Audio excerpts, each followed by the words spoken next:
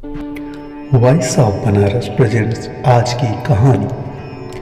वृंदावन शहर में एक वैद्य थे जिनका गांव में बहुत पुराना मकान था। वैद्य जी अपनी पत्नी को कहते थे कि जो तुम्हें चाहिए एक चिट्ठी में लिख दिया करो। वैद्य जी दुकान पर जाकर पहले वह चिट्ठी खोलते, सामान के भाव देखते, फिर कान्हा जी से प्रार्थना करते कि हे सावरे, मैं केवल तेरी आज्ञा से तुझे छोड़कर यहाँ दुकान में आ बैठा हूँ। तू मेरी आज की व्यवस्था कर देगा, उसी समय यहाँ से उड़ जाऊँगा। और फिर कभी सुबह 9:30 बजे, कभी 10 बजे वैद्य जी रोगियों की दवा देकर वापस अपने गांव चले जाते। एक दिन वैद्य जी ने दुकान खोली, फिर रोज की तरह आज भी चिट्ठी खोली तो देखते ही रह गए। एक बार तो उनका मन भटक गया। उन्हें अपनी आंखों के सामने तारे चमकते नजर आ गए, लेकिन जल्द ही उन्होंने अपने मन पर काबू पा लिया।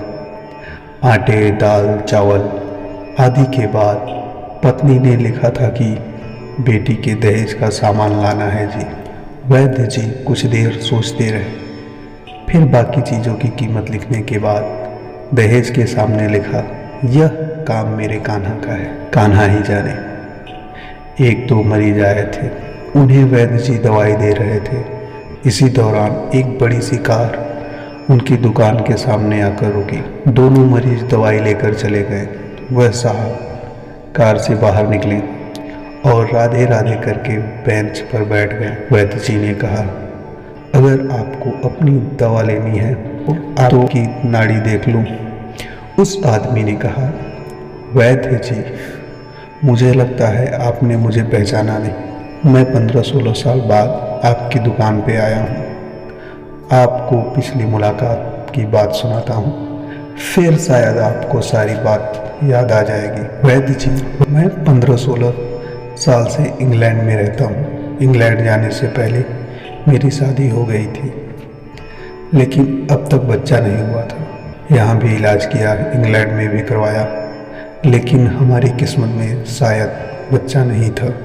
पर आपने कहा था मेरे भाई अपने भगवान से निराश ना हो, याद रखो उसके खजाने में किसी चीज़ की कोई कमी नहीं है।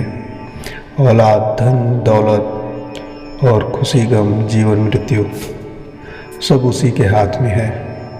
किसी वैद्य के हाथ में कुछ भी नहीं है। अगर औलाद होनी है तो मेरे सावरे के आशीर्वाद से ही होनी है। औलाद देनी है तो उसी ने देनी है। मुझे याद है आप बात करते जा रहे थे और साथ साथ पुड़िया भी बना रहे थे। फिर आपने मुझसे पूछा कि तुम्हारा नाम क्या है। मैंने बताया कि मेरा नाम सतीश है। आपने एक लिफाफे पर कान्हा, दूसरे पर राधे लिखा। फिर दवा लेने का तरीका बताया। लेकिन जब पूछा कितने पैसे हुए, आपने कहा बस ठीक है। मुझे आपकी बात समझ में नहीं आई। मैंने जोर डाला तो आपने कहा, भाई, आज के घर के खर्च के लिए जितनी रकम मैंने कान्हा जी से मांगी थी वह सावरे ने मुझे दे दी है। अधिक पैसे मैं नहीं ले सकता। मैं बहुत हैरान हूँ और शर्मिंदा भी हुआ कि मेरे कितने घटिया विचार थे और यह वैद्य कितना महान व्यक्ति है। मैंने जब घर जाकर पत्नी को दवा दिखाई और सारी बात बताई तो उसके मुंह से निकला, वो इंसान नहीं कोई फरिश्ता है और उसकी दी हुई दवा हमारी मनोकामना जरूर पूरी करेगी। वैद्य जी, आज मेरे घर में 3 बच्चे हैं। हम पति पत्नी हर समय आपके लिए ही प्रार्थना करते हैं। जब भी मैं छुट्टी में वृंदावन आया, कार यहाँ पर रुकी, लेकिन दुकान को बंद पाया। कल दोपहर में भी आया था, दुकान बंद थी। एक हाथ ही खड़ा था। पूछने पर उसने कहा कि अगर आपको वैद्य जी से मिलना है तो सुबह 9 बजे तक पहुंच जाएं, वरना उनके मिलने की कोई संभावना नहीं है। इसीलिए आज सवेरे सवेरे आया। वैद्य जी, हमारा सारा परिवार इंग्लैंड में बस चुका है। केवल एक विधवा बहन अपनी बेटी के साथ वृंदावन में रहती है। हमारी भांजी की शादी इसी महीने की 21 तारीख को होनी थी। भांजी की शादी का सारा खर्च मैं अपने जिम्मे लिया था। 10 दिन पहले इसी कार में मैंने उसे मथुरा अपने रिश्तेदारों के पास भेजा कि शादी के लिए जो भी चाहे खरीद ले। उसे मथुरा जाते ही बुखार हो गया, लेकिन उसने किसी को नहीं बताया। बुखार की दवा खाती रही और बाजारों में फिरती रही। बाजार में फिरते फिरते अचानक बेहोश होकर गिरी। उसे अस्पताल ले गए। वह बेचारी इस दुनिया से चली गई। उसके मरते ही न जाने क्यों मुझे और मेरी पत्नी को आपकी बेटी का ख्याल आया। हमने और हमारे सभी परिवार ने फैसला किया है कि हम अपनी भांजी के दहेज का सारा सामान आपके यहाँ पहुँचा देंगे। शादी जल्दी है तो पूरी व्यवस्था स्वयं करेंगे, और अगर अभी कुछ देर है तो सभी खर्चों के लिए पैसा आपको नकदी पहुँचा देंगे।